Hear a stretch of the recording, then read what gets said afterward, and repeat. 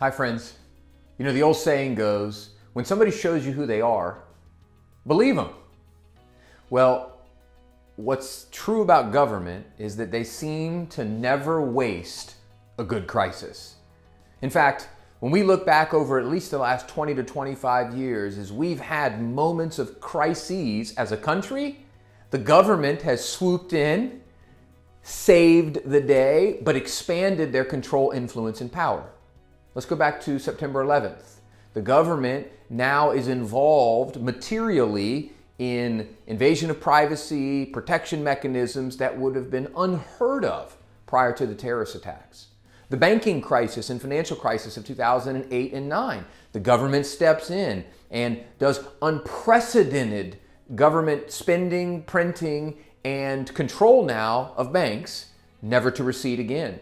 We saw it recently with COVID-19 in 2020 and 2021, the way the government printed money to hand out checks. And here we go again, the government stepping in, not letting a crisis go to waste. And from our perspective, what looks like is happening is the formation of a national bank or a nationalized banking system. In 2008, the Federal Reserve had roughly $850 billion, that's billion with a B, billion dollars in reserves. Fast forward, today they have nearly 9 trillion with a T in reserves.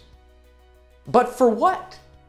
Why does the Federal Reserve have so much money simply sitting there?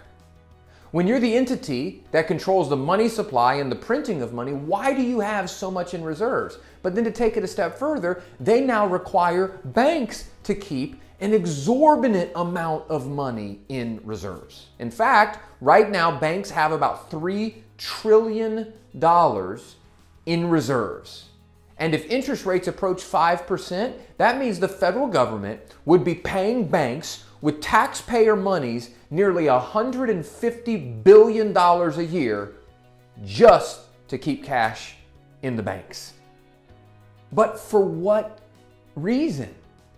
And what we're starting to see in the last couple of weeks as the Signature and SVB, Silicon Valley Bank, were on the brink of insolvency and potential failure, the government comes in and says, hey, listen, we know that we told you that FDIC would insure deposits at $250,000 or less, but we're going to come in and make every deposit whole.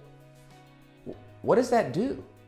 That literally incentivizes individuals to invest in the highest deposit banks they can find, regardless of the risk, because the government is backstopping every transaction. But then on the other side, it ensures that banks don't have to properly manage balance sheets because the government will come in and take their bank. So why would somebody not play a version of Home Run Derby? Who cares if we strike out as bank owners? Let's swing for the fences because the federal government will swoop in, print money, save the day, and make our depositors whole. This is an extremely bad precedent that no longer values decision-making, free markets, risk-return matrix, or capitalism.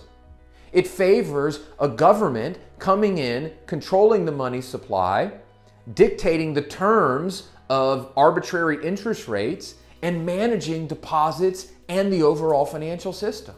Now, the ship has not left the dock.